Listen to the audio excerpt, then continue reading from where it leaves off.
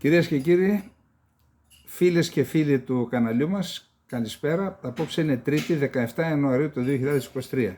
Είναι του Αγίου Αντωνίου. Γιορτάζει, καταρχάς χρόνια πολλά σε όλους, σε όσες και όσους εορτάζουν. Στο χωριό μου, εγώ είμαι από το χωριό Βέργη Σερών, είχαμε πολύ μεγάλη γιορτή, τον Άγιο Αντώνιο του Στριμονικού. Και μάλιστα πηγαίναμε και στη γιορτή εκεί και κατά παράδοση οι γιαγιάδες με τα μωρά κοιμώντουσαν μέσα στην εκκλησία τη νύχτα. Έστρωγαν, θυμάμαι, μέσα και κοιμώντουσαν για να πάρουν την ευλογία του Αγίου. Και από ό,τι μου είπανε τα νύψια μου, είχε και πολύ καλή πανήγυρη χθες με ποντιακό πρόγραμμα στο Στριμονικό. Η ελληνική επαρχία, όσο είναι ακόμα ζωντανή, κρατάει και την Ελλάδα ζωντανή με παραδόσεις και όχι με τα γνωστά εδώ πέρα τα... Λοιπόν, αυτά ως εισαγωγή.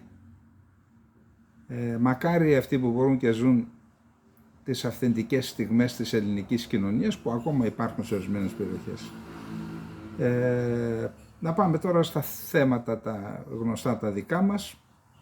Ξεκινάμε με την Ουκρανία.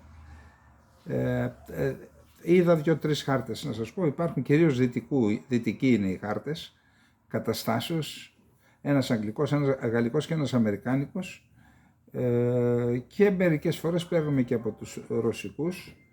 Εκεί φαίνεται λοιπόν ότι υπάρχει στην περιοχή του Ντονέτσκ κυρίως, καταρχάς στο Σολεντάρ συνεχίζουν να επεκτείνουν τις περιοχές που ελέγχουν οι Ρώσοι με τη Βάγνερ, δηλαδή έφτασαν μέχρι τη σιδηροδρομική γραμμή. Επίσης στο Μπαχμούτ έχουν κάποιες προωθήσεις. Είδα όμως κάτω μια πόλη Μαρίνκα, την καταλαμβάνουν, που βρίσκεται νότια από το Ντονέτσκ. Έχουμε πει ότι η Αντβίβκα είναι η πόλη η κρίσιμη. Αν οι Ρώσοι κατορθώσουν και καταλάβουν αυτή την πόλη που είναι οχυρωμένη από το 2014, τότε θα πάρει μια ανάσα το Ντονέτσκ που είναι εκεί η πρωτεύουσα αυτής της περιφέρειας και πιθανόν να είναι πιο εύκολη η προέλαση και σε άλλες περιοχές, στην Κωνσταντίνοβκα και άλλες. Εν πάση περιπτώσει φαίνεται ότι αυτό το διάστημα οι Ρώσοι, αυτά που σας λέω είναι ανακοινώσεις του Ουκρανικού Υπουργείου Άμυνας, οι Ρώσοι συνεχίζουν επιθέσεις με πυρά πυροβολικού, πυραυλικές επιθέσεις, αλλά και με δυνάμεις μονάδες ελιγμού, πεζικό και τεθωρακισμένα, σε όλα τα μέτωπα σχεδόν. Δεν έχω δει αυτή τη στιγμή αντεπίθεση από τον Ουκρανικό στρατό. Πιθανόν να υπάρχουν κάποια προβλήματα. Να δούμε λοιπόν, εννοώ σε σχέση με τα οπλικά συστήματα που περιμένουν από τη Δύση. Είπαμε χθες, διαβάσαμε μια καταπληκτική ανάλυση του Bloomberg και του CNN για τα συμπεράσματα που έχουν βγάλει κυρίως οι ΗΠΑ και Αγγλίας από τη χρήση των οπλικών συστημάτων και το πόσο σημαντική είναι η πύραυλη, τα συστήματα HIMARS, όπως επίσης ότι θέλουν να αποσύρουν τα ρημουλκούμενα τα 155 χιλιοστών. Εδώ λοιπόν να διαβάσουμε τι οπλικά συστήματα έχουν δώσει μέχρι τώρα οι Δύση στην Ουκρανία. Οι σύμμαχοι της, πάλι από το Bloomberg και από το CNN, οι σύμμαχοι της Ουκρανίας έχουν παράσχει περισσότερο από 4.000 τεθωρακισμένα οχήματα, πυροβόλα, αεροσκάφη και άλλα οπλικά συστήματα για να βοηθήσουν το Κίεβο να αντισταθεί στη Ρωσία. Και τώρα τα πιο ισχυρά μέλη του ΝΑΤΟ στέλνουν περισσότερο όπλα, σύμφωνα με εκτενή έρευνα του Bloomberg. Έπειτα από μήνες διστακτικότητας, το Ηνωμένο Βασίλειο δήλωσε το Σάββατο πως θα παράσχει στο Κίεβο 14 αεροσκάφη Challenger 2, που είναι από τα πιο ισχυρά άρματα μάχης στο πλωστάσιο του ΝΑΤΟ. Ακολούθησαν στη συνέχεια ανακοινώσεις από τη Γαλλία, τη ΣΥΠΑ και τη Γερμανία ότι θα παρήχαν στο Κίεβο οχήματα μάχης, τόμα, τεθωρακισμένα οχήματα μάχης, και ασκήθηκε πίεση στις κυβερνήσεις να δώσουν στην Ουκρανία περισσότερα από τα καλύτερα τεθωρακισμένα οχήματα της συμμαχίας, σχεδιασμένα να καταστρέφουν άλλα τάγκς και να ανακτούν εδάφη από τον εχθρό. Οι τεθωρακισμένοι σχηματισμοί δηλαδή, ο ρόλος τους είναι αυτός. Η προέλαση και η κατάκτηση εδαφών απέναντι σε έναν αμυνόμενο εχθρό, ιδιαίτερα σε αναπεπταμένο και αρματικό έδαφος όπως είναι αυτό της Ουκρανίας, υπό την προϋπόθεση ότι δεν θα έχει βροχές, λάσπες και όλα αυτά. Ακολουθεί μια ανάλυση ορισμένων από τα συστήματα που έχει λάβει η Ουκρανία. Σύμφωνα με τον Oryx, Ολλανδικό ιστότοπο ανάλυσης αμυντικού λογισμικού ανοιχτού κώδικα, καθώς και ανακοινώσεις από τους συμμάχους της Ουκρανίας. Οι αριθμοί είναι κατά προσέγγιση και δεν μπορούν να επαληθευτούν ανεξάρτητα από τον Bloomberg. Μπορεί να περιλαμβάνουν όπλα που έχουν δεσμευτεί, αλλά δεν έχουν παραδοθεί, και άλλα που δεν περιλαμβάνονται και μπορεί να έχουν παραδοθεί, αλλά να μην έχουν δημοσιοποιηθεί. Άρα δεν είναι απολύτως ακριβή τα στοιχεία. Έχουν δοθεί λοιπόν 410 άρματα σοβιετικής κατασκευής από μέλη του ΝΑΤΟ που ανήκαν στο πρώην κομμουνιστικό μπλοκ, συμπεριλαμβανομένες της Πολωνίας, της Τσεχίας και της Σλοβενίας. 410 άρματα μάχης. Το Ηνωμένο Βασίλειο δεσμεύτηκε να στείλει 14 Challenger 2. Είναι η πρώτη φορά που δυτική χώρα το κάνει αυτό. Η εφημερίδα Sun ανέφερε ότι θα σταλούν 12 άρματα τουλάχιστον σε 2 αποστολές, αν και η κυβέρνηση του Ηνωμένου Βασιλείου δεν επιβεβαίωσε τον αριθμό. Αλλού λένε 14.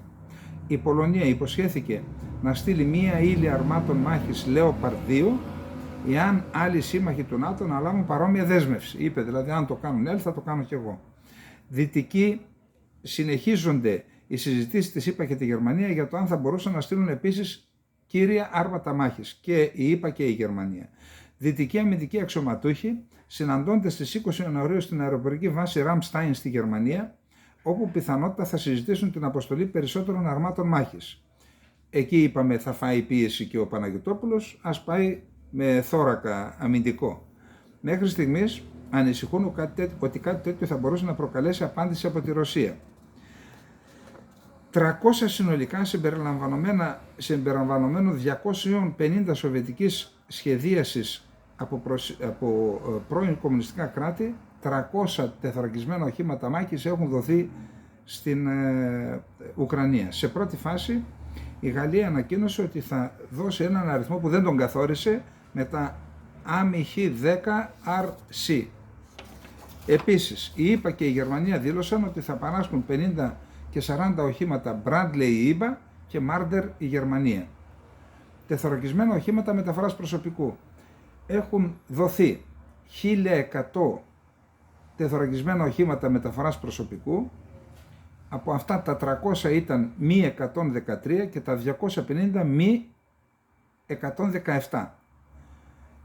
Περισσότερα από 160 αμερικανικής κατασκευής μη 113 από 7 άλλες χώρες, Ηνωμένο Βασίλειο, Λιθουανία, Αυστραλία, Γερμανία, Δανία, Πορτογαλία και Ισπανία, δόθηκαν στην Ουκρανία. Αρκετές εκατοντάδες άλλα οχήματα συμπεριλαμβανομένων τεθωρακισμένων κέντρων ιατρικής περίθαλψης. Διάφορα οχήματα μάχης πεζικού, τεθωρακισμένα μέσα μεταφοράς που μπορούν να μεταφέρουν δυνάμεις στο πεδίο της μάχης, ελαφρύτερα όπλα, βαριά πολυβόλα και άλλα οπλικά συστήματα παραδόθηκαν στην Ουκρανία. Οχήματα για προστασία από νάρκες. 925 τέτοια οχήματα, είτε προστασίας είτε καθάρισης ναρκών, δόθηκαν στην Ουκρανία. Οχήματα μεταφοράς πεζικού. 1540 οχήματα. Από αυτά είναι 1250 Humvee αμερικανικής κατασκευής. Και η Ελλάδα έχει στείλει τέτοιο οπλισμό. Πυροβολικό. 300 σειρώμενα οβιδοβόλα. 400 οχήματα αυτοκινούμενα του πυροβολικού, από τα οποία τα 180 είναι κατά παραγγελία. Πολλαπλοί εκτοξευτές. Συνολικά δόθηκαν 90 πολλαπλοί εκτοξευτές. 38 πυραυλικά συστήματα HIMARS, 40 εκτοξευτές πυράβλων 122 χιλιοστών από Πολωνία και Τσεχική Δημοκρατία, έχουμε και εμείς τέτοια, συστήματα αεράμινας, 37 γερμανικά αυτοκινούμενα άρματα μάχης Gepard, 8 αμερικανικές συστοιχίες πυράβλων NASAMS, μία συστοιχεία πυράβλων Patriot που παρέχεται από τις ΗΠΑ ήδη στην Οκλαχώμα, είναι νομίζω 100 Ουκρανοί που εκπαιδεύονται, και μία συστοιχεία θα δοθεί από τη Γερμανία. 6 πυραυλικά συστήματα Strela 10 MS από την Τσεχική Δημοκρατία, 6 Stormer από το Ηνωμένο Βασίλειο, διάφορα άλλα πυραυλικά συστήματα εδάφους αέρος από τη Σλοβακία, τη Γερμανία, την Ισπανία, τη Γαλλία και την Πολωνία. Αεροσκάφη. 14 αεροσκάφη ρωσικής κατασκευής Sukhoi 25 που αγοράστηκαν από τη Βουλγαρία, από κράτη του ΝΑΤΟ και παραδόθηκαν στην Ουκρανία. 4 Sukhoi 25 από τα Σκόπια. 20 ρωσικής κατασκευής ελικόπτερα Mi-17, τα οποία είχαν προορισμό το Αφγανιστάν και τελικά δόθηκαν από τη ΣΥΠΑ στην Ουκρανία. 11 ελικόπτερα σοβιετικής σχεδίασης από την Τσεχία, τη Σλοβακία και τη Λετωνία. 3 Westland Sea King. 6 ρωσικής κατασκευής ελικόπτερα Kamov από την Πορτογαλία. Περισσότερα από 30 Bayraktar TAF V2 από την Τουρκία, συν ένα από τη Λιθουανία και ένα από την Πολωνία. Η Τουρκία έδωσε 30 συν και ένα η Λιθουανία και ένα η Πολωνία. Bayraktar. Εκατοντάδες αμερικανικά συστήματα πυρομαχικών, τα οποία είναι υπτάμενα πυρομαχικά αυτά τα 415 αναγνωριστικά drones. Όσον αφορά τους πυράβλους μεγάλου βεληνικούς, κανείς δεν έχει ανταποκριθεί στο αίτημα του Κιέβου για κατευθυνόμενο σύστημα πυράβλων μεγάλης εμβέλειας, γνωστό ως ATAC-AMS, το οποίο μπορεί να κτυπήσει στόχους σε πολύ μεγαλύτερες αποστάσεις από τα HIMARS. Ορισμένοι δυτικοί αξιωματούχοι έχουν εκφράσει ανησυχίες σχετικά με την παροχή περισσότερων δυνατοτήτων στις ουκρανικές δυνάμεις να χτυπήσουν στόχους εντός της ρωσικής επικράτειας, καθώς θα μπορούσε να οδηγήσει σε άμεση σύγκρουση με τη Μόσχα. Άλλα στοιχεία που περιλαμβάνουν πυράβλους που μπορούν να χρησιμοποιηθούν εναντίον εχθρικών ραντάρ, πλοίων και στόχων επιφανείας, καθώς και εξοπλισμός ηλεκτρονικού πολέμου, μη επανδρομένα πλοία, εξοπλισμός ραντάρ και άλλα συστήματα.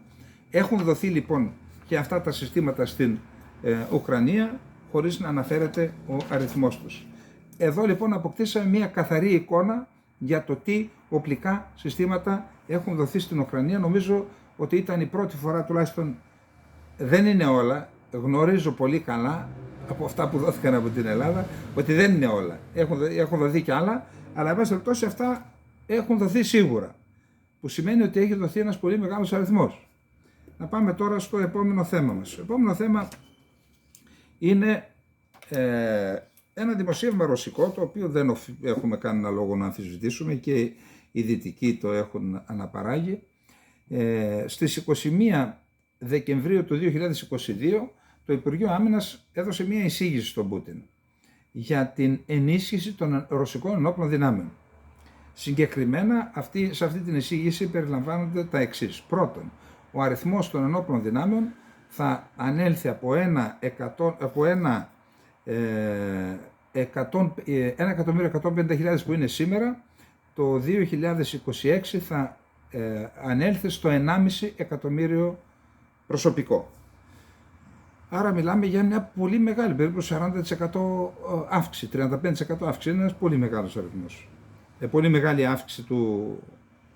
Επίσης, θα συγκροτηθούν 5 νέες μεραρχίες πυροβολικού, 5 νέες μεραρχίες πεζοναυτών, 9 συντάγματα και 6 ταξιαρχίες αεροδιαστημικών δυνάμεων, της πολεμικής αεροπορίας δηλαδή, έτσι ονομάζονται. Επίσης διαβάζω ότι θα δοθεί βαρύτητα στη βελτίωση και την ενίσχυση των πυραυλικών δυνατοτήτων όλων των δυνάμεων, και του στρατοξειράς και του πολεμικού ναυτικού και των αεροδιαστημικών δυνάμεων, όπως ονομάζονται. Εδώ θεωρώ ότι απέρριψαν το ενδεχόμενο να γίνει μια καινούρια επιστράτευση. Να πούμε εδώ ότι στις αρχές του 2022, σαν πέρσι δηλαδή, ο στρατός οι ένοπλες δυνάμεις της Ρωσίας μετρούσαν 1 εκατομμύριο στελέχη. Τώρα στις αρχές του 2023 μετρούν 1.150.000 άτομα και είπαμε το 2026 σχεδιάζεται να ανέλθουν στο 1,5 εκατομμύριο. Είπαμε ότι σε αυτόν τον πόλεμο φάνηκαν, το είπαμε στην χθεσινοβραδινή εκπομπή, ποια είναι τα πλεονεκτήματα και ποια τα μειονεκτήματα και της μιας και της άλλης πλευράς. Όσον αφορά τη Ρωσία, θεωρείται ότι τα πλεονεκτήματα είναι, είπαμε ότι αυτός ο πόλεμος ήταν κυρίως βλήματοκεντρικός, δηλαδή έπαιξε στα πεδία των μαχών, μεγάλο ρόλο έπαιξε το πυροβολικό, όμως έπαιξαν πολύ μεγάλο ρόλο τα μη επανδρομένα αεροσκάφη. Η διαπίστωση ήταν και αυτή των ΗΠΑ, οι οποίοι είπαν ότι αυτό το ρημουλκούμενο δεν υπάρχει λόγος πλέον να το έχουμε, διότι είναι τόσες πολλές οι δυνατότητες της αντίπαλης πλευράς για πυρά αντιπυροβολικού, δηλαδή εντοπίζεται με μη επανδρομένα αεροσκάφη και με ραντάρ και καταστρέφεται. Δεν μπορεί να κινηθεί για να κρυφτεί. Οπότε, άρα και εδώ δίνουν βαρύτητα στα μη επανδρομένα και φυσικά στα πυραυλικά συστήματα. Εκεί θα δοθεί ιδιαίτερη βαρύτητα, θα ενισχυθεί. Επίσης ο πρόεδρος της Ρωσίας είπε ότι ζήτησε να επιταχυνθεί η παράδοση των οπλικών συστημάτων τα οποία έχουν ανάγκη οι ένοπλες δυνάμεις της Ρωσίας. Άρα αυτό σημαίνει ότι η αμυντική βιομηχανία της Ρωσίας θα πάρει μπρος και θα δουλέψει για να παραδοθούν οπλικά συστήματα. Αυτό είναι ένα συγκριτικό πλεονέκτημα της Ρωσίας έναντι της Ουκρανίας.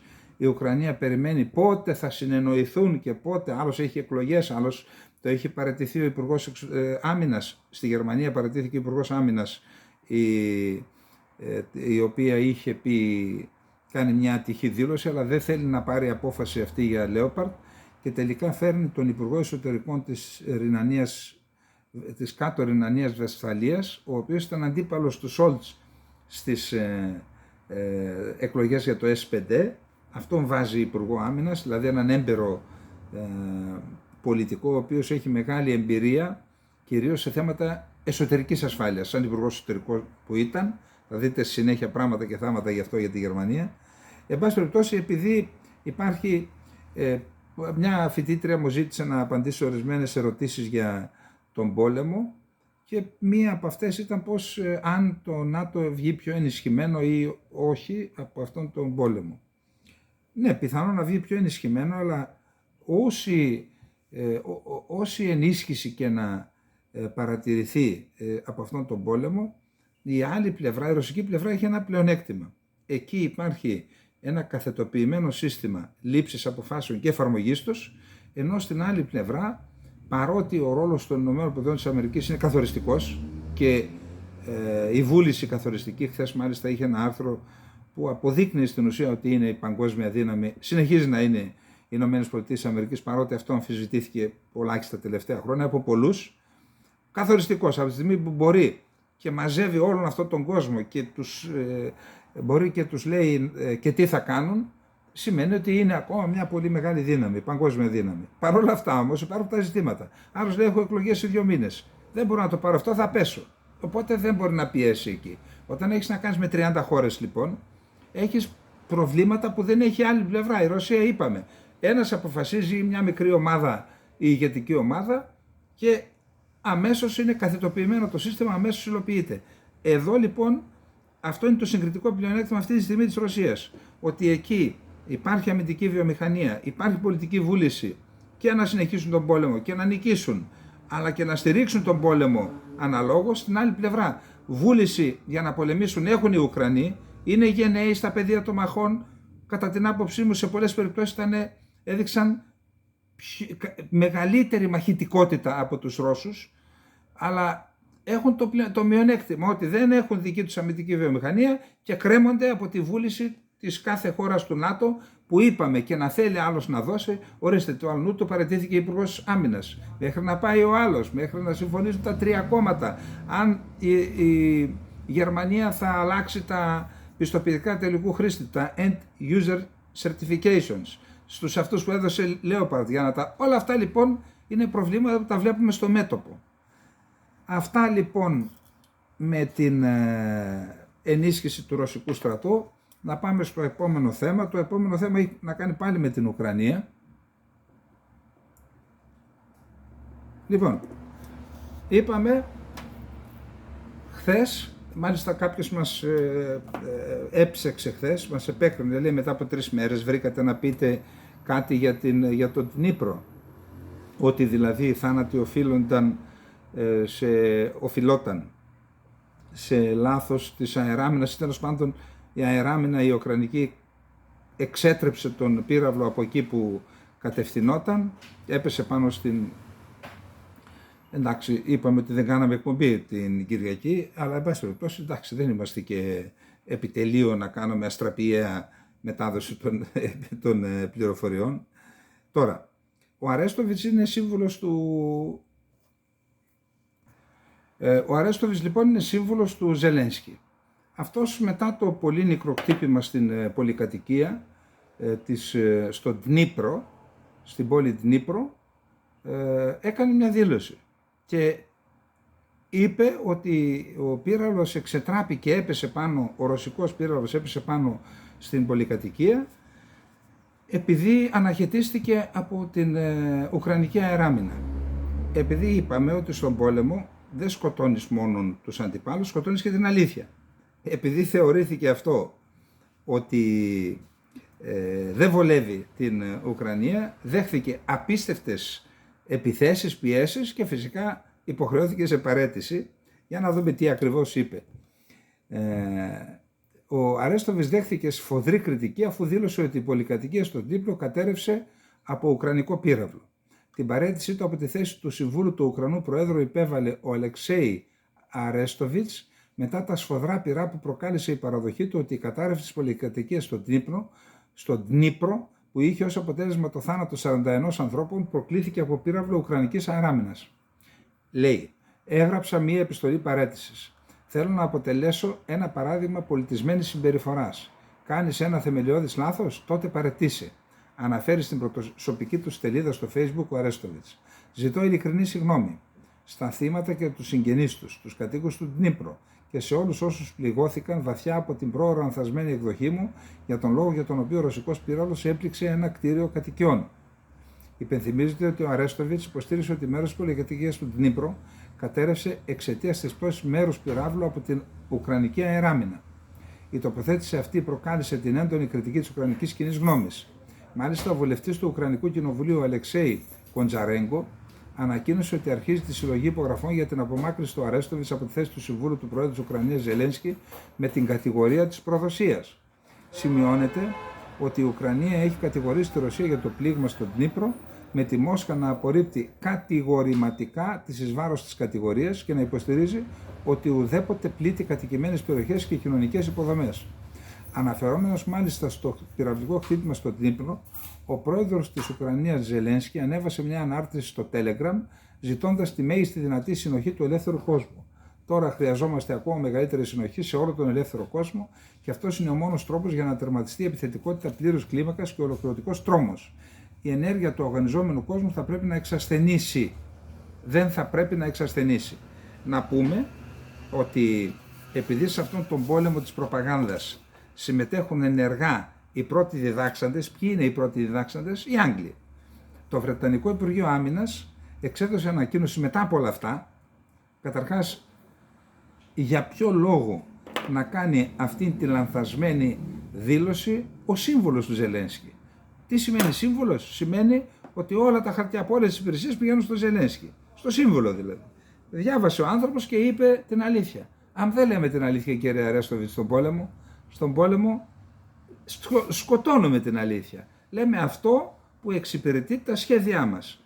Οπότε ο κύριος Αρέστοβιτς πήγε στο χρονοτούλαπο της ιστορίας και ήρθαν οι Άγγλοι, έκαναν μια ολόκληρη δήλωση εκεί πέρα και το Υπουργείο Άμυνας επίσημα και είπε ότι ο συγκεκριμένος πύραυλος που χτύπησε την πολυκατοικία, επειδή δεν σχεδιάστηκε σαν πύραυλος αέρος εδάφους, εκτοξεύτηκε λέει από ένα του Πόλεφ 22, δεν σχεδιάστηκε σαν πύραυλος αέρος εδάφους, άρα δεν είναι πύραυλος ακριβίας, άρα ρωσικός πύραυλος χτύπησε εκεί. Εσείς βγάλετε τα συμπεράσματά σας, εγώ σας είπα ό,τι λέει κάθε πλευρά, τελειώσαμε και με αυτό το θέμα. Λοιπόν, πάμε στο επόμενο θέμα μας. Λοιπόν, ειλικρινά είπα ότι ο Αλλάχ αγαπάει τον κλέφτη, τελικά αγαπάει και τον νοικοκύρη. Η πόλη Γκαζίαντεπ, Γκαζί την είπαν οι Τούρκοι, την ονόμασαν επειδή υποτίθεται ότι αντιστάθηκε στους Γάλλους. Είναι από αυτούς τους γνωστούς μύθους, εννοώ μετά τον Πρώτο Παγκόσμιο Πόλεμο, που η περιοχή αυτή ήταν υπό την κυριαρχία των Γάλλων. Ποτέ δεν πολέμησαν, αλλά είναι από αυτούς τους εθνικούς μύθους που κάνουν οι Τούρκοι και την ονόμασαν από Αντέπ, που ήταν Γκαζί Αντέπ, δηλαδή η ηρωική Αντέπ. Η πόλη Αντέπ λοιπόν βρίσκεται κοντά στο Κομπάνι, στα σύνορα με τη Συρία. Η διοίκηση της στρατοχωροφυλακής του νομού, συνήθως είναι ένας συνταγματάρχης στρατοχωροφύλακας, έδωσε εντολή σε 2 μόνιμους υπαξιωματικούς και 7 στρατοχωροφύλακες ειδικής μονιμότητας να επιβιβαστούν σε ένα λεωφορείο και να μεταφέρουν 33 Μαροκινούς μετανάστες από την περιοχή τους να πάνε στα Άδανα, στις Κιλίκιες πύλες, στο Ποζαντί, να οδηγηθούν στην Άγκυρα και από την Άγκυρα στις 40 εκκλησίες στην Ανατολική Θράκη για να τους μεταφέρουν στο κέντρο επαναπροώθησης, έτσι λέγεται, των 40 εκκλησιών. Κυρκλάρ Ελί λέγεται σήμερα η πόλη. Όπως λοιπόν πήγαινε το λεωφορείο, ήταν επίσημη αποστολή, στρατιωτική αποστολή. Όπως πήγαινε το λεωφορείο, χτύπησε πίσω από ένα φορτηγό στην πόλη Ταρσό της Κιλικίας, δηλαδή πριν στρίψουν για τις Κιλίκιες πύλες, χτύπησε πίσω από ένα φορτηγό στις 1:30 το πρωί, μετά τα μεσάνυχτα, σήμερα. Χτύπησε λοιπόν πάνω στο φορτηγό που μετέφερε σίδερα και είχαμε 2 νεκρούς στρατοχωροφύλακες, έναν Μαροκινό μετανάστη και 7 τραυματίες, νομίζω 8 τραυματίες. Το θέμα αυτό μπορεί να μην το μαθαίναμε ποτέ. Επειδή όμως ήταν θανατηφόρο το δυστύχημα, έτρεξε εκεί ο εισαγγελέας υπηρεσίας της Ταρσού και έβγαλε το πρωί μια ανακοίνωση, την οποία τη μετέφρασα. Η ανακοίνωση λοιπόν αναφέρει ότι ήταν μια επίσημη μεταφορά. Τι αποδεικνύεται λοιπόν από αυτό? Αποδεικνύεται ότι το τουρκικό κράτος μαζεύει 33 Ιρακινούς από τα σύνορα της Τουρκίας με τη Συρία και αντί, αν έχει πολιτική επαναπροώθηση, έπρεπε να τους επαναπροωθήσει από εκεί που μπήκαν. Αντί να τους επαναπροωθήσει λοιπόν στη Συρία, σε κατεχόμενες από την Τουρκία περιοχές, τώρα εκεί πως πήγαν, μπορεί να πήγαν με καράβια. Βγήκαν με καράβια σε περιοχές που, στις περιοχές κοντά στην Αλεξανδρέτα ή με κάποιο τρόπο τέλος πάντων έφτασαν στα εδάφη της Συρίας που κατέχονται από Ισλαμιστές τρομοκράτες και από τον τουρκικό στρατό, πέρασαν στο τουρκικό έδαφος και αντί να τους επαναπροωθήσουν, αν έχουν τέτοια πολιτική επαναπροώθηση, που τους έφεραν στην Ανατολική Θράκη σε κέντρο επαναπροώθησης. Τι σημαίνει αυτό? Πού τους επαναπροωθείς? Τους επαναπροωθείς είτε στην Ελλάδα είτε στη Βουλγαρία, αφού είναι από εκεί 50 χιλιόμετρα τα σύνορα. Εδώ λοιπόν πιάστηκαν στα πράσα οι Τούρκοι.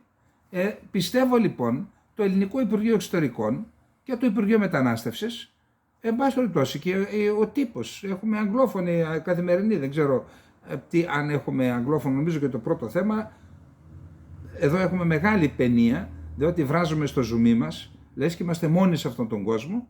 Θα έπρεπε αυτό το θέμα να γίνει φέιβολα στην Ευρώπη παντού, ιδιαίτερα σε αυτούς που κατηγορούν την Ελλάδα. Διότι άλλη μια απόδειξη, αυτοί οι άνθρωποι σε μια εβδομάδα θα ήταν εδώ στην Ομόνια ή στη Θεσσαλονίκη ή στο Βερολίνο. Σε μια εβδομάδα. Πώς? Με την εμπλοκή του τουρκικού κράτους. Αυτό δεν είναι κράτος, είναι συμμορία, το έχουμε ξαναπεί και δυστυχώς δεν αναδεικνύεται αυτή η διάσταση. Και σήμερα λοιπόν, ενώ συμβαίνει αυτό, ενώ έχουμε την ανακοίνωση της εισαγγελίας Ταρσού, ο κύριος Σελίκ, ο αντιπρόεδρος της Τουρκίας, νομίζω αυτός έκανε δήλωση και κατηγορεί την Ελλάδα ότι είναι οι μετανάστες. Δηλαδή, άλλη μία αντιστροφή της πραγματικότητας. Ξέρετε γιατί έχουν αυτό το θράσος? Γιατί δεν τους ξεμπροσιάσαμε. Διότι κάποιοι βολεύονται με τη μετανάστευση στην Ελλάδα. Βολεύονταν από παλιά, βολεύονται και σήμερα. Λοιπόν, αυτό ήταν και το επόμενο θέμα μας. Να πάμε τώρα στο επόμενο θέμα που είναι στη Γερμανία. Καλά, τι πρώτα να πεις και τι πρέπει να ασχολείσαι μόνο με αυτά. Μπαίνω σήμερα στην Deutsche Welle και τι διαβάζω? Ο βουλευτής του ΑΚΠ από το νομό Νεύσεχιρ, είναι ένας νομός βουτυγμένος στην παρακρατική δράση και την παραμιλιτέρ δράση.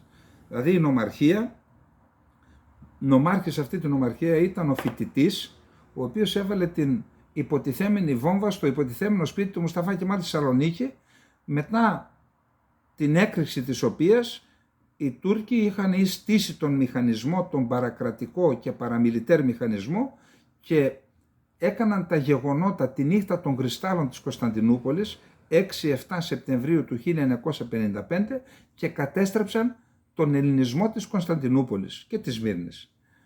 Αυτός λοιπόν ο φοιτητής στη συνέχεια δούλεψε στο κράτος το τουρκικό, αφού δεν τον πείραξε κανένας εδώ, και έγινε μέχρι και νομάρχης των Εύσεχυρ, σε αυτό το νομό όπου είναι και αυτός ο Ατσίκ Γκιόζ, ο βουλευτής του ΑΚΕΠΕ. Και εκείνη η νομαρχία έδινε τα διαβατήρια στην μαφία των γκρίζων λύκων, οι οποίοι μετέφεραν σοκολάτα, να μην πω την άλλη λέξη, τη γνωστή, στην Ευρώπη και έκαναν και τα εγκλήματα και στην Τουρκία και στην Ευρώπη. Από εκείνο το νομό είναι λοιπόν ο κύριος Ατσίκ Γκιόζ. Ακούστε τι έκανε. Υπάρχει μια πόλη, Νόες, στο Ντίσελντορφ, κοντά στο Ντίσελντορφ. Έχουμε και ωραίο σύλλογο ποντίων εκεί, έχω πάει, έχω μιλήσει. Χαιρετώ τα παιδιά αν μας βλέπουν. Και εκεί λοιπόν σε αυτή την πόλη πήγε ο κύριος Ατσίκ Γκιόζ, ο βουλευτής, και έκανε προεκλογική ομιλία στον σύλλογο των γκρίζων λύκων, τον τοπικό σύλλογο των γκρίζων λύκων. Άκουσον. Τι δήλωσε. Δήλωσε ότι όπως δεν τους επιτρέψαμε να ζήσουν στην Τουρκία στους Κούρδους τρομοκράτες του ΠΚΚ, όπως τους ονομάζει, και στους τρομοκράτες του Γκιουλέν, θέτω όπως τους ονομάζει, έτσι δεν θα τους επιτρέψουμε και εδώ στη Γερμανία. Δηλαδή, να τραβάς τα μαλλιά σου. Πήγε σε μια ξένη χώρα, βουλευτής κυβερνώντος κόμματος του Ερντογάν, πήγε σε μια ξένη χώρα, σε ένα σύλλογο ο οποίος είναι στα όρια της νομιμότητας. Σας διάβασα προχθές την έκθεση της Υπηρεσίας Προστασίας του Συντάγματος, Υπηρεσία Πληροφοριών Ιστορικού της Γερμανίας, που λέει ότι αυτοί οι σύλλογοι είναι περίπου τρομοκρατικοί. Δηλαδή χρησιμοποιούν ρητορική μίσους και οθούν τα μέλη τους στη βία. Πήγε λοιπόν σε τέτοιο μέσα στη Γερμανία βουλευτής, κυβερνώντας κόμματα της Τουρκίας, μέσα στη Γερμανία, και απείλησε εν ψυχρό ή μάλλον παρότρινε τα μέλη τους γκρίζους λύκους, μην τους επιτρέπεται στους Κούρδους και στους γκιουλενιστές να κατεβούν στη Γερμανία. Παρενέβη ο εισαγγελέας του Ντίσελντορφ και κατευθείαν άρχισε μια εξέταση για το θέμα αυτό και κάλεσαν τον Τούρκο πρέσβη, το Υπουργείο Εξωτερικών, εδώ. Του λέει, ξεχάσατε ότι για προεκλογικές συγκεντρώσεις πρέπει να παίρνετε άδεια από το γερμανικό κράτος. Πρέπει να παίρνει, μετά από αντίστοιχα επεισόδια που είχαν γίνει στις προηγούμενες εκλογές, υπάρχει απόφαση της γερμανικής κυβέρνησης για να κάνουν προεκλογικές συγκεντρώσεις. Δεν δώσαν άδεια στον Ερντογάν. Θυμάστε, ήθελε να κάνει. Θα πρέπει να πάρετε άδεια προηγουμένως. Και τονίζεται ότι στην άδειά σας δεν πρέπει στις εκδηλώσεις αυτές δεν πρέπει να χρησιμοποιείτε ρητορική μίσους και να μην εξωθείτε τον κόσμο στη βία. Και όποιος το κάνει θα πρέπει να ξέρετε ότι θα κληθεί να πληρώσει το τίμημα. Και γι' αυτό τώρα ο εισαγγελέας, τώρα διαβάζω στην Deutsche Welle στα τουρκικά, ο εισαγγελέας του Ντίσελντορφ άρχισε προκαταρκτική εξέταση εις βάρος του κυρίου Ατσίκ Γκιόζ. Ατσίκ Γκιόζ σημαίνει ανοιχτό μάτης. Πόσο ανοιχτό μάτης είναι καταλαβαίνετε. Λοιπόν, αυτά και με τους Τούρκους. Μιλάμε ότι είναι περιφερόμενα πυρομαχικά οι Τούρκοι. Όπου πηγαίνουν δηλητηριάζουν τις κοινωνίες. Με το μίσος που έχουν μέσα στη χώρα τους το διαχέουν και στις κοινωνίες. Και τους δέχονται.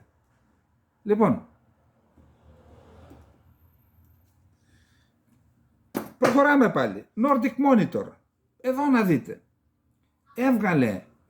Το επόμενο θέμα μας έβγαλε μια σειρά από στοιχεία που και με ντοκουμέντα, ο κύριος Μποζκούρτ, με ντοκουμέντα από την Γενική Διεύθυνση Ασφάλειας της Τουρκίας, απόρριτα στοιχεία, τα οποία αποδεικνύουν ότι οι τουρκικές διπλωματικές υπηρεσίες στη Γερμανία και οι Τούρκοι διπλωμάτες, οι οποίοι διαπιστεύονται ως διπλωμάτες. Τι σημαίνει διπλωμάτες? Διπλωμάτης σημαίνει ότι όταν σε δέχεται μια χώρα, εσύ είσαι υποχρεωμένος να δέχεσαι τους νόμους και να εφαρμόζεις τους νόμους αυτής της χώρας, να μην τους παραβιάζεις. Αλλιώς δεν αξίζει να είσαι εκεί. Αυτοί λοιπόν τι κάνουν εκεί? Έχουν μετατρέψει εκμεταλλευόμενη την ανοχή της Γερμανίας, γιατί και η Γερμανία, μην νομίζετε, ότι σε αδιέξοδο είναι. Έχει 3-3,5 εκατομμύρια Τούρκους πολίτες, το 1,5-2 είναι όλοι αυτοί οι δηλητηριασμένοι άνθρωποι. Άνθρωποι είναι, δεν έχουμε τίποτα με τους ανθρώπους. Είναι δηλητηριασμένοι με τον Ισλαμικό φασισμό και με τον εθνικιστικό φασισμό της Τουρκίας και αναπαράγουν αυτές τις αθλιότητες που υπάρχουν και στη χώρα τους. Το άλλο 1,5 εκατομμύριο είναι Κούρδοι, αριστεροί, Αλεβίτες, γκουλενιστές εσχάτως μερικές δεκάδες χιλιάδες, και έχει πρόβλημα και η Γερμανία. Προσπαθεί να διαχειριστεί αυτή την κατάσταση με μια στο καρφί και μια στο πέταλο. Μία λέει στους Κούρδους μην κάνετε φασαρίες, μία προσπαθεί τους γκρίζους λύκους να τους... Εκεί λοιπόν λέει ότι οι γκρίζοι λύκοι έχουν αναπτύξει σχέσεις με τους νεοναζίτους Γερμανούς. Το άσχετο. Άλλοι είναι, οι γκρίζοι λύκοι βλέπουν τον παντουρανισμό, οι Γερμανοί βλέπουν την καθαρή φυλή.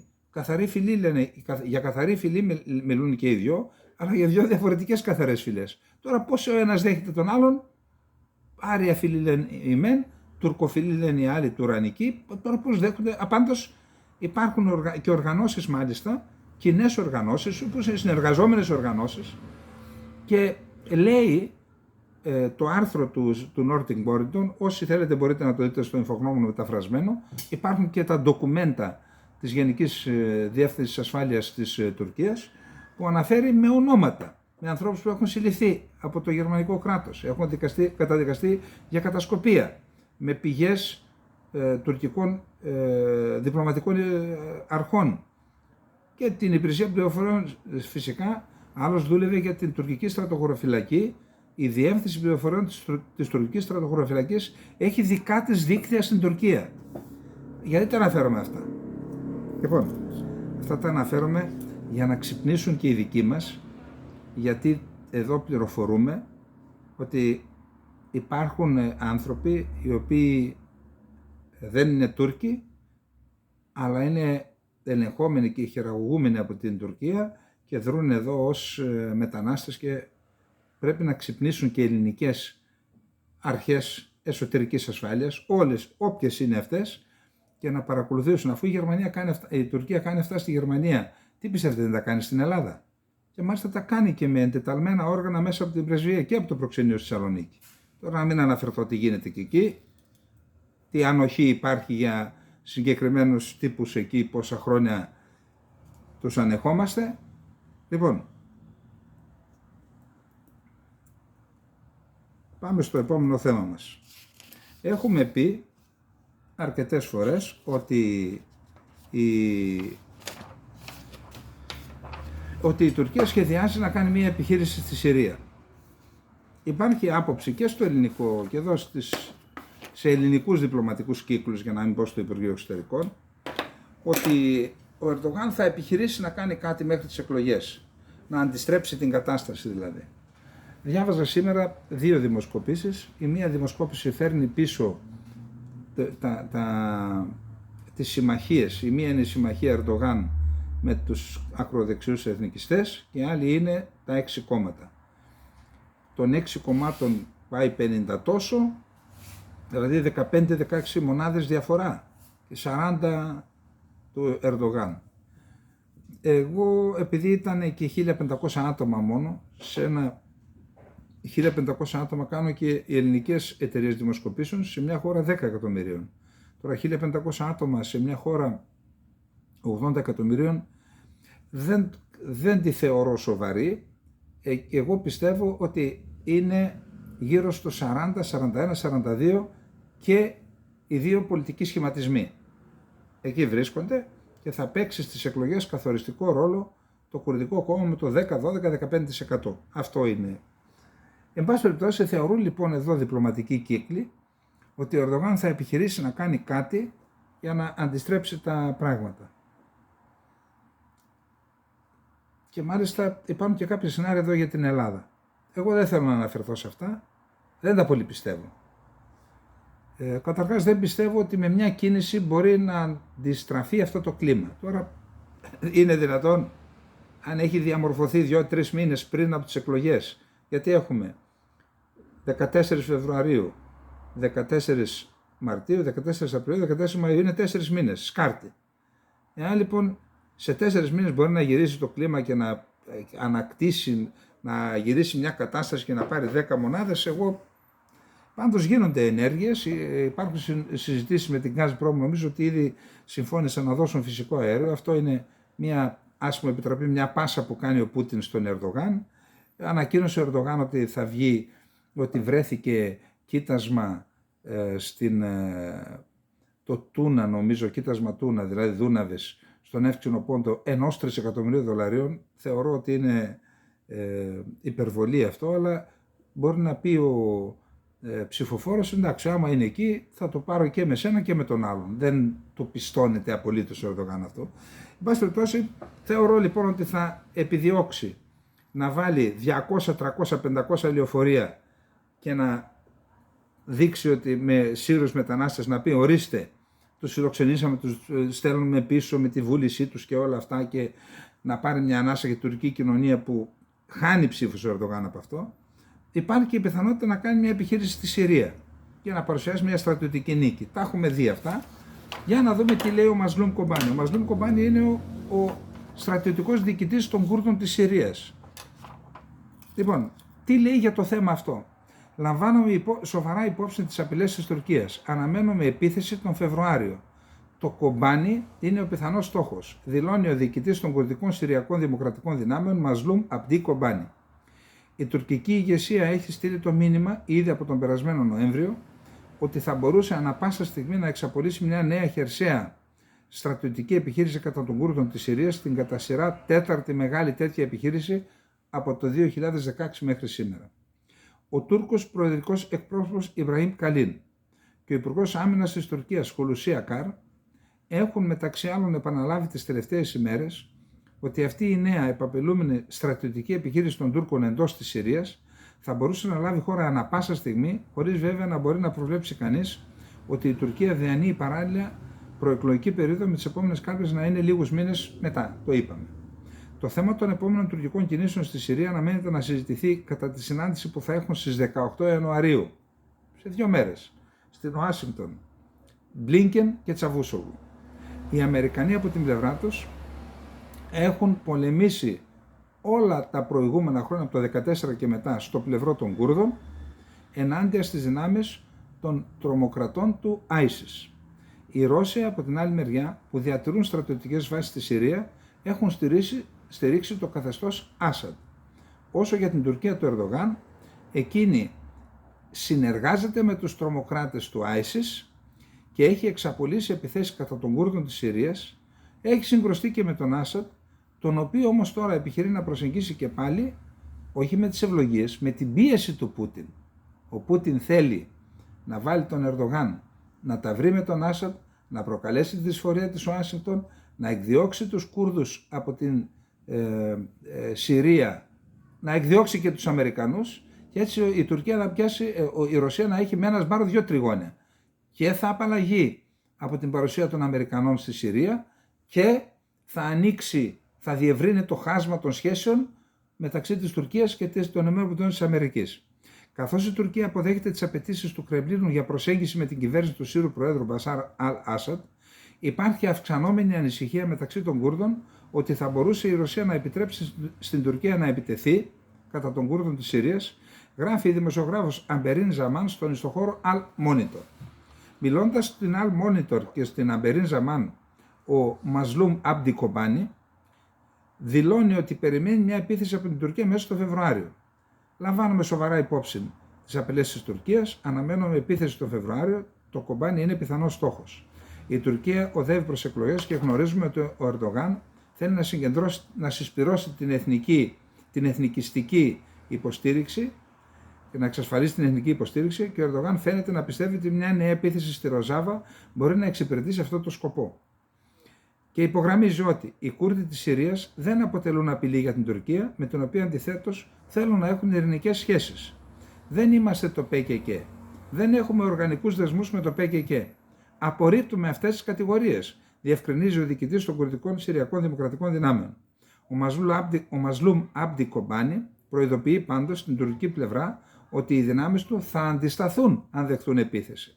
Εκφράζει επίσης την εκτίμηση ότι η πλευρά του Μπασάρ Αλ-Άσαντ όντως το εννοεί όταν λέει ότι θα πρέπει να αποχωρήσουν όλες οι τουρκικές στρατιωτικές δυνάμεις από τα εδάφη της Συρίας και ότι δεν πρόκειται να κάνει πίσω σε αυτό, και για να μπορέσουν στη συνέχεια να συναντηθεί ο Ερντογάν με τον Άσαντ και μετά να δουν τα θέματα που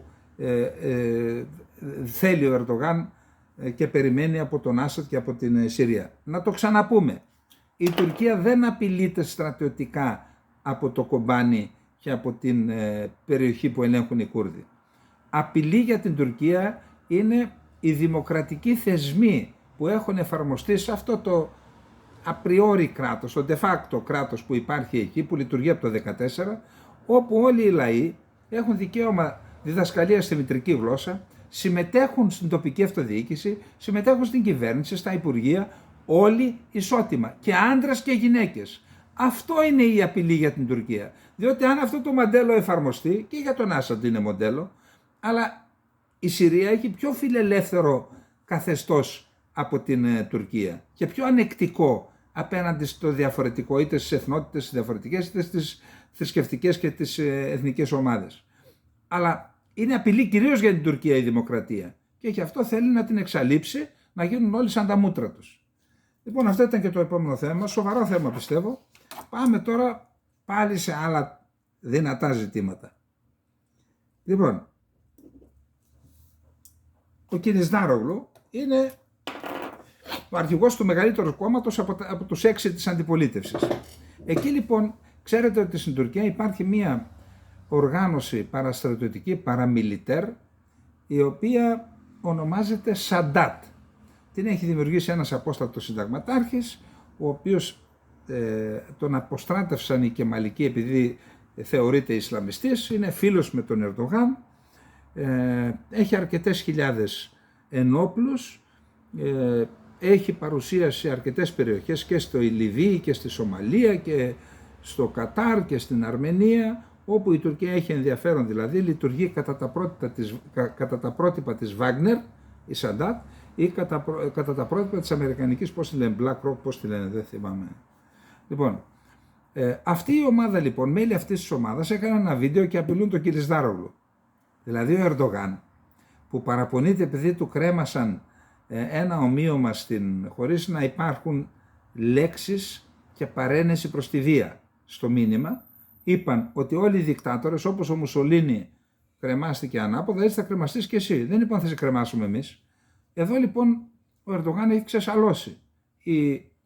Αυτή η παραμιλιτέρ οργάνωση του Ερντογάν απειλεί τον Κιλισδάρογλου. Δηλαδή βγήκαν με όπλα σε ένα βίντεο και απειλούν τον Κιλισδάρογλου. Παρεμπιπτόντως, τέτοιοι μαφιόζοι με όπλα και με τέτοια του Αλαατίν Τσαγκιτζή, του αρχιμαφιόζου φίλου του Ντεβλέτ Μπαξελή του κόμματος των Γκρίζων Λύκων, είδα ένα βίντεο, απειλούν την Ελλάδα επειδή δεν έδωσε το ελληνικό προξενείο της Κωνσταντινούπολης, δεν έδωσε βίζα στον Αλαατίν Τσαγκιτζή. Το ίδιο ακριβώς κάνουν στον Κιλισδάρογλου. Και βγήκε ο Κιλισδάρογλου, είπε δεν σας φοβάμαι, αν είναι από το να σκύψω εγώ, να γονατίσω σε εσάς και να φοβηθώ, καλύτερα να πεθάνω όρθιος, είπε. Δυνατές κουβέντες είπε, παρότι δεν του φαίνεται, και τα έβαλε με την Σαντάτ και είπε περιμένετε, θα έρθει και η σειρά σας. Και φυσικά είπε ότι θα κάνουμε λογαριασμό για 418 δισεκατομμύρια δολάρια που ξόδεψε ο Ερντογάν όλα αυτά τα χρόνια, χρηματοδοτώντας τέτοιες οργανώσεις, μεταξύ των οποίων και την Σαντάτ. Είναι ένα σοβαρό θέμα. Έγινε περίπου πρώτο θέμα. Διάβασα όλη την ομιλία του Κιλισδάρογλου. Έχει ενδιαφέρον, τώρα να μην σας την αναφέρω. Να πάμε το επόμενο. Ο Ακάρ επισκέφτηκε την Βρετανία. Αυτό ξέρετε ήταν και μία πίεση προς την ΗΠΑ, παραμονή της επίσκεψης του Τσαβούσογλου, και έβαλαν και τον Καρακάς, έναν αντιπτέραρχο στην τηλεόραση απόστρατο, να πει ότι να, εμείς έχουμε έτοιμη τη λύση, θα πληρώσουμε και θα πάρουμε αεροπλάνα από την Αγγλία. Αυτό είναι μια πίεση προς την Αμερική. Εν πάση περιπτώσει ο Ακάρ έφυγε από την Αγγλία, εκεί συζητήθηκε και το θέμα της στρατιωτικής σύμπραξης Τουρκίας-Βρετανίας στην Κύπρο, στις βάσεις. Ας ξυπνήσουν οι υποψήφιοι πρόεδροι και ας θέσουν αυτό το θέμα τώρα που είναι προεκλογικά. Τι θα κάνουμε με τις αγγλικές βάσεις? Θα αφήσουν τους Άγγλους να συνεργάζονται με τους Τούρκους μέσω των αγγλικών βάσεων εις βάρος της Κυπριακής Δημοκρατίας? Θα τρελαθούμε στο τέλος. Ο Ακάρ λοιπόν πέρασε, είναι στην Τσεχία. Μετά την Αγγλία πήγε στην Τσεχία. Η Τσεχία έχει αμυντική βιομηχανία, υπόψη, έχει αμυντική βιομηχανία και έχει και υψηλή τεχνολογία ως κληρονομιά από τη Σοβιετική Ένωση. από την περίοδο της Σοβιετικής Ένωσης και του Συμφώνου της Βαρσοβίας, δεν ήταν Σοβιετική Ένωση, αλλά ήταν στο Σύμφωνο της Βαρσοβίας.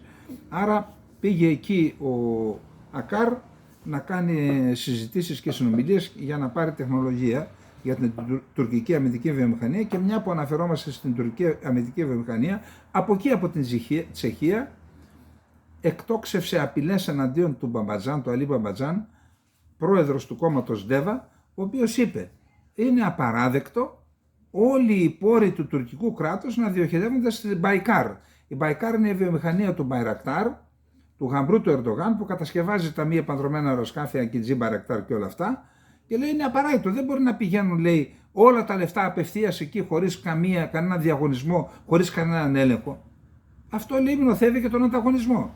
Και δέχθηκε επίθεση μετά τον Μπαϊρακτάρ που του επιτέθηκε τώρα και ο Ακάρ. Σκληρή επίθεση, υβριστική επίθεση ο Μπαμπατζάν, άρα αρχίζει και γίνεται σκληρό ροκ και το θέμα το προεκλογικό στην Τουρκία. Επίσης μια ανάμειξη στα προεκλογικά είχε και ο Μπόλτον, ο πρώην σύμβουλος ασφάλειας του Λευκού Οίκου στις ΗΠΑ, ο οποίος σε άρθρο του είπε ότι πρέπει να στηριχτεί ο συνασπισμός των 6 κομμάτων της αντιπολίτευσης, να νικηθεί ο Ερντογάν, γιατί γενναίες 14 για τον Ερντογάν. Εντάξει, και ο Μπόλτον ας κρατάει και μικρό καλάθι με τους άλλους, δεν θα είναι και τόσο φιλοαμερικάνοι οι άλλοι, μην νομίζει. Λοιπόν, ναι, αυτά λοιπόν και από την... Τώρα, ναι, να πάμε στο επόμενο θέμα μας. Το επόμενο θέμα είναι ο Τσαβούσογλου. Ο Τσαβούσογλου, ξέρετε, ο Τσαβούσογλου επισκέφτεται και σε 2 μέρες θα συναντηθεί με τον ομόλογό του, τον Άντονι Μπλίνκετ, στην Ουάσιγκτον, στις ΗΠΑ.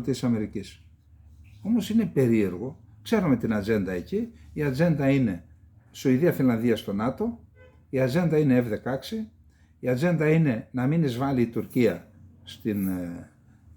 στη Συρία, η ατζέντα είναι, τα έχουμε πει, οι 7 όροι, να μην ποινικοποιήσουν την πολιτική ζωή, για παράδειγμα τον Ιμάμογλου, να απελευθερώσουν τον Οσμάν Καβάλα.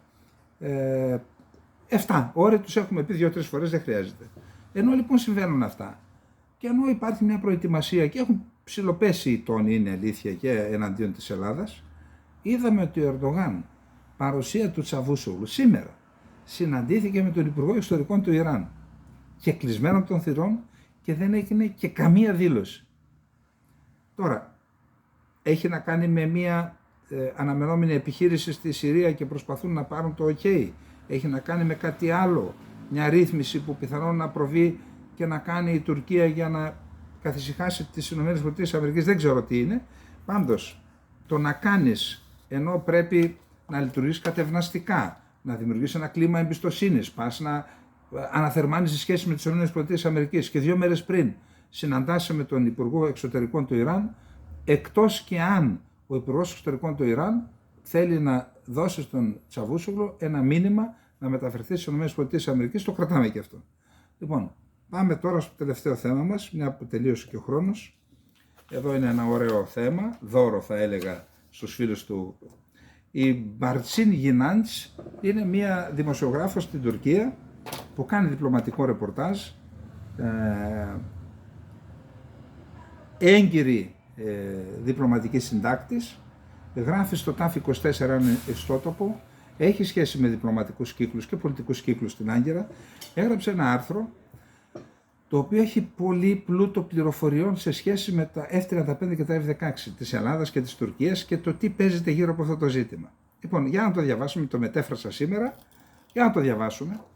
Πολλά είναι τα θέματα στην ατζέντα της συνάντησης Τσαβούσογλου-Μπλίνκεν που θα πραγματοποιηθεί τις 18 Ιανουαρίου στην Ουάσιγκτον, αλλά ένα από τα σημαντικότερα είναι η πώληση των μαχητικών αεροσκαφών F-16. Η κυβέρνηση Τζο Μπάιντεν, από τη στιγμή που ανέλαβε τα καθήκοντά της, δίνει το εξής μήνυμα στην Τουρκία: δεν είσαι τόσο σημαντικός εταίρος για μένα όσο νομίζεις. Εκεί τρελαίνεται η Τουρκία. Οι επαφές ανωτάτου επίπεδου μεταξύ των 2 χωρών μειώθηκαν σημαντικά. Μέχρι και πέρυσι, σύμβολο αυτής της ψυχρότητας, θεωρήθηκε η συνάντηση του Υπουργείου Ιστορικών των ΗΠΑ Άντονι Μπλίνκεν με τον Τούρκο ομόλογό του Τσαβούσογλου στη Νέα Υόρκη αντί στην Ουάσιγκτον. Δεν το δέχτηκε στην έδρα, του λέει πάμε στη Λιβαδιά. Συγγνώμη, τη Λιβαδιά την αγαπώ, έχω πάει τόσες φορές, αλλά δεν τη μειώνω, αλλά λέει όχι στην πρωτεύουσα, πάμε στην... Η τουρκική πλευρά πίεζε τη ΗΠΑ για επαφές πρόσωπο με πρόσωπο και για επισκέψεις επισήμων. Όχι απαραίτητα για να μπορεί ο Ερντογάν να βγει φωτογραφία με τον Biden και να κάνει σοου. Όχι. Ήθελαν την αύξηση των συνομιλιών σε υπουργικό επίπεδο σε κάθε τομέα. Με το σκεπτικό ότι οι σχέσεις που είχαν επιδεινωθεί θα μπορούσαν να αντιμετωπιστούν καλύτερα μέσα από επισκέψεις και συνομιλίες αξιωματούχων από τις δύο πλευρές. Οι Αμερικανοί δεν ήταν πολύ ενθουσιώδεις σε αυτή την ιδέα. Στις αρχές του περασμένου έτους δημιουργήθηκε ένας στρατηγικός μηχανισμός διαλόγου, ο οποίος όμως και αυτός λειτουργήσε αργά. Γι' αυτό είναι σημαντική η πρόσκληση του Μπλίνκεν προς τον Υπουργό Τσαβούσογλου στην Ουάσιγκτον. Άρα ένα το κρατούμενο του είπε έλα, δεν ζήτησε ο Ερντογάν, ο Τσαβούσογλου. Πολλά είναι τα θέματα στην ατζέντα της συνάντησης που θα πραγματοποιηθεί στις 18 Ιανουαρίου. Αλλά ένα από τα σημαντικότερα είναι η πώληση των μαχητικών αεροσκαφών F-16 στην Τουρκία. Η Άγκυρα κινητοποιήθηκε μόλις ήρθε το μήνυμα από τη ΣΥΠΑ. Καταρχήν να υπογραμμίσω αυτό, λέει η Μπαρτσίν Ινργίναντς. Μετά την απομάκρυνση της Τουρκίας από το πρόγραμμα των μαχητικών αεροσκαφών F-35 πέμπτης γενιάς, δεν ανέλαβε αυθόρμητα την πρωτοβουλία για να μπορέσει να αγοράσει τα αναβαθμισμένα F-16. Αυτό ήταν λάθος της Τουρκίας.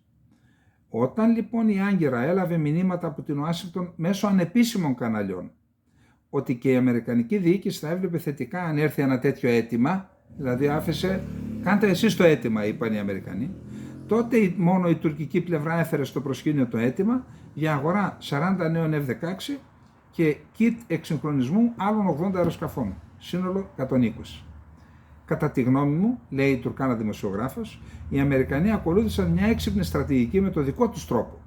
Με την ανεπίσημη πρότασή τους εξαλείφθηκαν οι απαιτήσεις για τις οικονομικές συνεισφορές της Τουρκίας στο κοινό πρόγραμμα συμπαραγωγής των F-35, συν τα δύο αεροσκάφη F-35 που πληρώθηκαν, αλλά δεν δόθηκαν στην Τουρκία. Δεν μπόρεσα να μάθω τι είδους σχέση δημιουργήθηκε μεταξύ αυτών των δύο. Γνωρίζω όμως ότι οι διαπραγματεύσεις με την πώληση των F-16 και για την πώληση των F-16 και οι όροι απομάκρυνσης της Τουρκίας από το πρόγραμμα F-35 γίνονται παράλληλα. Η επίδραση του πολέμου Ρωσίας-Ουκρανίας και το θέμα των F-16.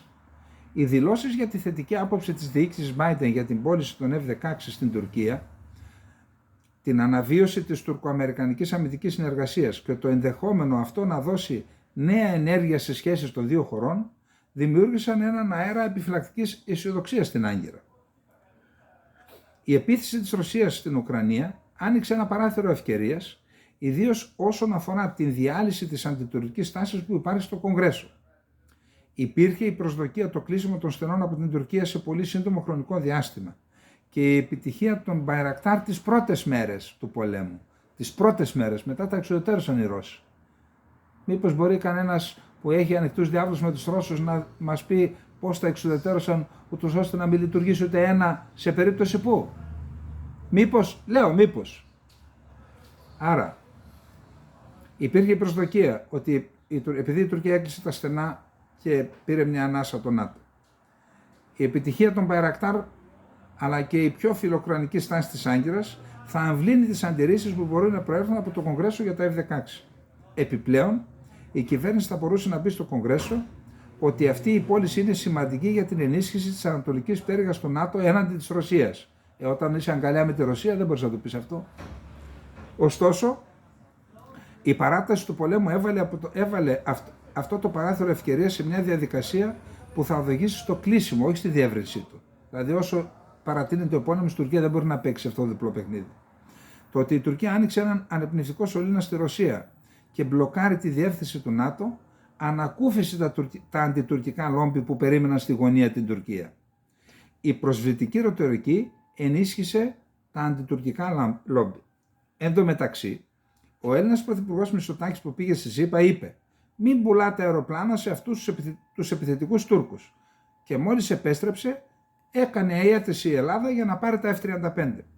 Όμως τι έγινε όταν ο πρόεδρος Ερντογάν είπε Δεν θέλω πια να ξέρω το Μητσοτάκη. Και δικαιολογώντας το Μητσοτάκη που είχε πει στον Κογκρέσο μην πουλάτε όπλα σε αυτούς τους επιθετικούς Τούρκους, ο Ερντογάν συνέχισε την απειλή. Μπορεί να έρθουμε ξαφνικά ένα βράδυ, συμπληρώνοντας ότι οι τουρκικοί πύραυλοι Ταϊφούν μπορεί να χτυπήσουν την Αθήνα. Τι έγινε μετά από αυτά? Είπαν οι γερουσιαστές στην Αμερική ότι θα έχουμε κάνει σπουδαία δουλειά πουλώντας αναρωτήθηκαν οι γερουσιαστές. Θα έχουμε κάνει σπουδαία δουλειά πουλώντας F-16 σε αυτήν την Τουρκία που απειλεί? Δεν θα κάνουμε κάτι τέτοιο, είπαν. Αν με ρωτάτε, όποιος δίνει χρήματα σε αντιτουρκικά λόμπι είναι μεγάλο κορόιδο. Αυτό το λέει και σε εμάς ίσως. Το μόνο που έχουν να κάνουν τα λόμπι είναι να στέλνουν ένα email στα μέλη του Κογκρέσου προσθέτοντας κάθε δεύτερη μέρα τις αντιδυτικές εκρήξεις του Ερντογάν και του Υπουργού Εσωτερικών της Τουρκίας. Δεν χρειάζεται αντιτουρκικό λόμπι. Παίρνει τις δηλώσεις και τις στέλνει στα μέλη του Κογκρέσου. Κατά κάποιο τρόπο μπορεί να υποθεί ακόμη και ότι ο Ερντογάν εργάζεται για τα αντιτουρκικά λόμπι. Κυρία Μπαρτσίν, μην τα λες αυτά τώρα, στεναχωρείς τον κύριο Ερντογάν. Ως αποτέλεσμα, αυτές οι υπερβολικές δηλώσεις που γίνονται οδεύοντας προς τις εκλογές οδήγησαν στην εισαγωγή του όρου των υπερπτήσεων πάνω από τα ελληνικά νησιά για την πώληση των F-16. Ευτυχώς, αυτές οι προϋποθέσεις, οι όροι έχουν αφαιρεθεί, αλλά αυτή τη φορά φαίνεται ότι έχει τεθεί η προϋπόθεση για την έγκραση της ένταξης της Σουηδίας και της Φινλανδίας στο ΝΑΤΟ. Τους λένε δηλαδή οι Αμερικανοί. Εγκρίνεται και θα σας τα δώσουμε. Κρίνοντας από τις αναφορές που έρχονται από τη ΣΥΠΑ, που σημαίνει ότι διαβάζει και της πρεσβείας η κυρία, η κυβέρνηση Biden έδωσε ανεπίσημη ειδοποίηση στο Κογκρέσο την περασμένη εβδομάδα για την πώληση των F-16. Κατά τη διάρκεια αυτής της περίοδου, η Αμερικανική διοίκηση θα απαντήσει σε ερωτήσεις και θα προσπαθήσει να επιλύσει ενστάσεις του Κογκρέσου.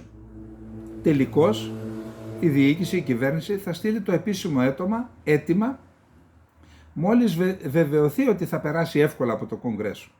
Συσχετισμός ένταξης Σουηδίας-Φινλανδίας στο ΝΑΤΟ με την πώληση των F-16. Σύμφωνα με τον αμερικανικό τύπο, μέλη του Κογκρέσου θα εξαρτήσουν την πώληση των F-16 στην Τουρκία με την έγκριση της ένταξης της Σουηδίας και της Φινλανδίας στο ΝΑΤΟ.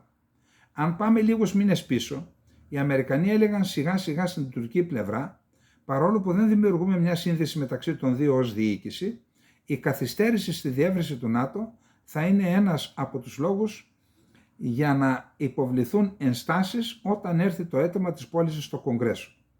Το μήνυμα ήταν σαφές. Η επιβεβαίωση της ιδιότητας του ΝΑΤΟ, μέλους του ΝΑΤΟ της Σουηδίας και της Φινλανδίας θα ήταν πολύ χρήσιμη για να εξουδετερωθούν οι αντιρρήσεις στο Κογκρέσο για να σας πουλήσουμε τα F-16. Δηλαδή, πρώτα να γίνουν μέλη και μετά. Η Άγκερα από την άλλη δήλωσε ότι δεν υπάρχει καμία σχέση μεταξύ των δύο, τονίζοντας ότι αυτό θα γίνει όταν ειδικά η Σουηδία εκπληρώσει τις απαιτήσεις της Τουρκίας. Η Τουρκία δεν έχει δώσει κάποιο σημάδι, επίσημα ή ανεπίσημα, ότι δέχεται διασύνδεση της επέκτασης του ΝΑΤΟ με την πώληση των F-16. Όπως είναι φυσικό, η Σουηδία από την πλευρά της θα πει στην Τουρκία: το πρόβλημα δεν είναι δικό μου, δικό σου είναι να τα βρεις με τις ΗΠΑ. Δηλαδή δεν βιάζεται η Σουηδία. Με βάση κάποιες φωνές για να ανταποκριθεί στον εκβιασμό της Τουρκίας.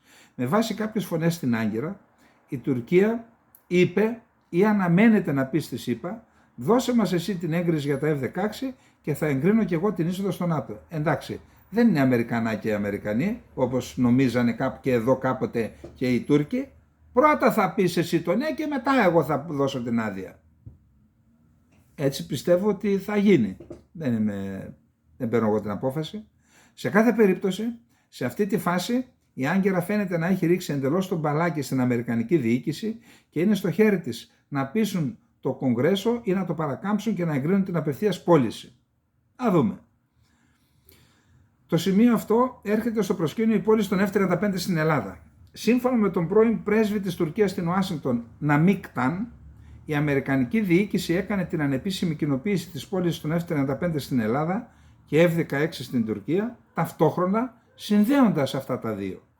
Με άλλα λόγια, η κυβέρνηση θα πει στο Κογκρέσο: δεν μπορώ να πουλήσω F-35 στην Ελλάδα και να μην πουλήσω το F-16 στην Τουρκία. Ο ενθουσιασμός της Ελλάδας για την απόκτηση των F-35 το συντομότερο δυνατόν, αν συνυπολογίσουμε και τις εκλογές στη χώρα, θα ανοίξει ίσως το δρόμο για την πώληση των F-16 στην Τουρκία.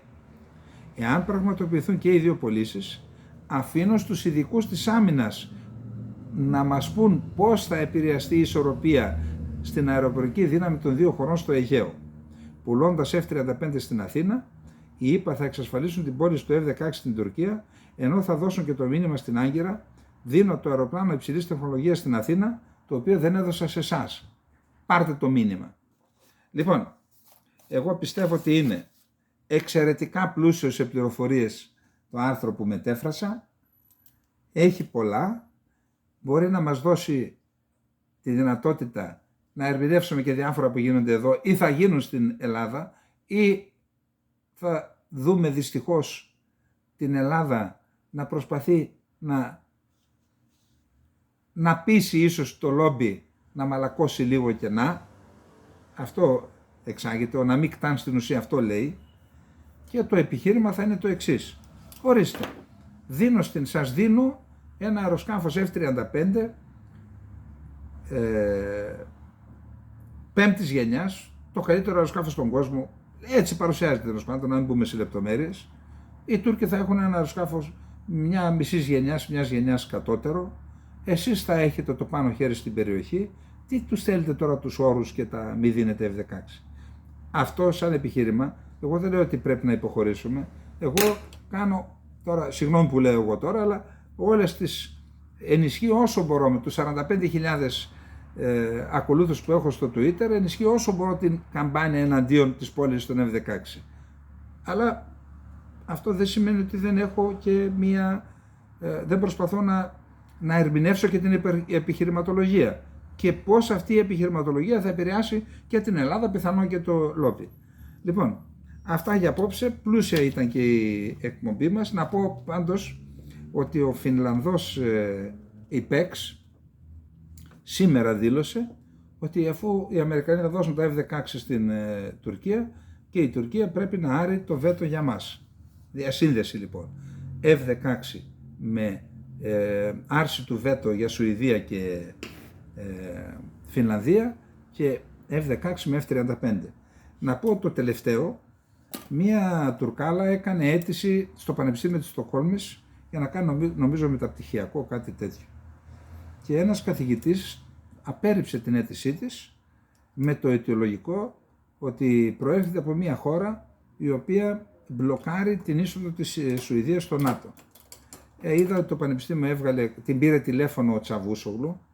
Ο Τσαβούσογλου, που έχουν φυλακίσει χιλιάδες φοιτητές Κούρδους, πήρε τηλέφωνο για να συμπαρασταθεί στην κοπέλα για αυτή τη ρατσιστική συμπεριφορά που δέχτηκε. Δεν ήταν σωστή πάντως η ενέργεια του καθηγητή. Τώρα τι σχέση η κοπέλα, επειδή το κράτος ακολουθεί μια πολιτική, να ξεκαθαρίζουμε, και το Πανεπιστήμιο έβγαλε μια ανακοίνωση τέτοια, ότι δεν εγκρίνει. Αλλά εν πάση περιπτώσει, κοιτάξτε υποκρισία. Ο Τσαβούσογλου, που η χώρα του έχει εφαρμόσει ρατσιστική πολιτική εναντίον των Κούρδων δεκαετίες, τώρα κάνει γενοκτονία, κατηγορεί τους Σουηδούς για, εντάξει, τα έχουμε δει αυτά, αλλά εν πάση περιπτώσει το ανέφερα γιατί το διάβασα πριν από λίγο προετοιμάζοντας την εκπομπή. Αυτά είχαμε να πούμε για απόψε. Να έχετε όλες και όλοι ένα καλό βράδυ, μια καλή υπόλοιπη εβδομάδα και χρόνια πολλά στους Αντώνιους και τις Αντωνίες. Καληνύχτα.